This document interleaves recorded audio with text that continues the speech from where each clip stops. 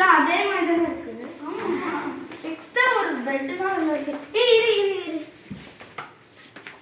நல்லா வசதியா இருக்கு. அந்த ஹோட்டல் மாதிரியே தான் அப்படியே இருக்கு. கொஞ்சம் ஆளுங்களுமே இருக்காங்க. அதை நம்பியாவது நம்ம இங்க இருக்கலாம்ல. பெட்ல மாறி 2 பெட். சரி ஹோட்டல் சும்மா சுத்தி பார்த்துட்டு வரலாமா? பார்க்கலாம்.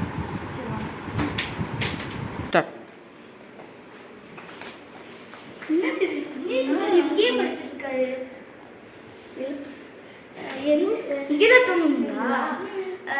எங்க கூட வந்து தூங்கிக்கிறீங்களா? எக்ஸ்ட்ரா இடம் இருக்கு. எக்ஸ்ட்ரா தான் இடம் இருக்கு. சரி இவங்க நமக்கு ஒரு பணம்.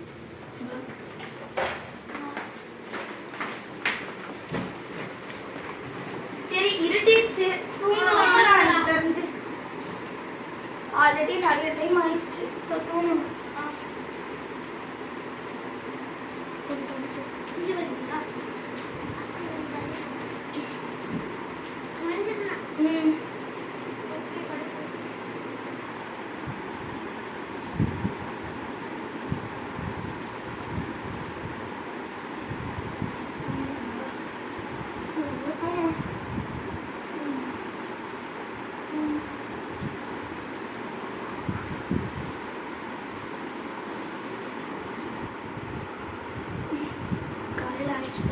சரி ஹரேஷ் ஆஹா அவளுக்கு காலையில் ஆயிடுச்சு.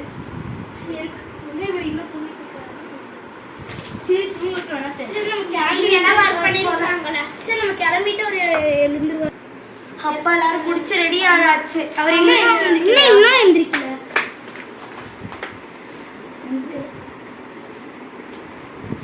காலையில் ஆயிடுச்சு எந்திரிச்சு கிளம்பி.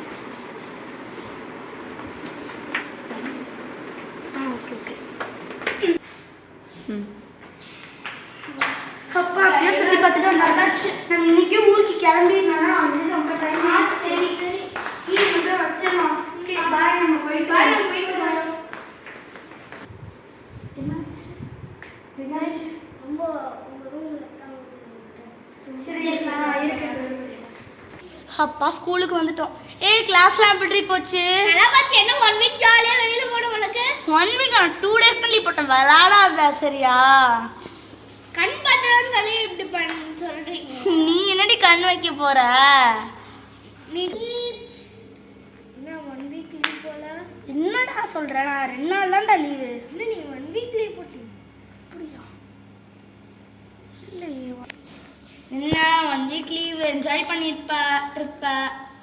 நாங்க 2 days தான் போனோம். எப்படி 1 வீக் சொல்றீங்க? பொய் சொல்லாத சரியா?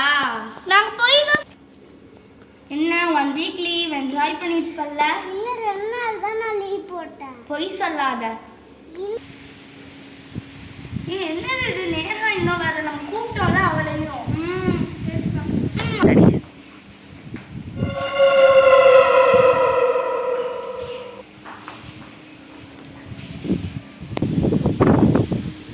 வண்டியா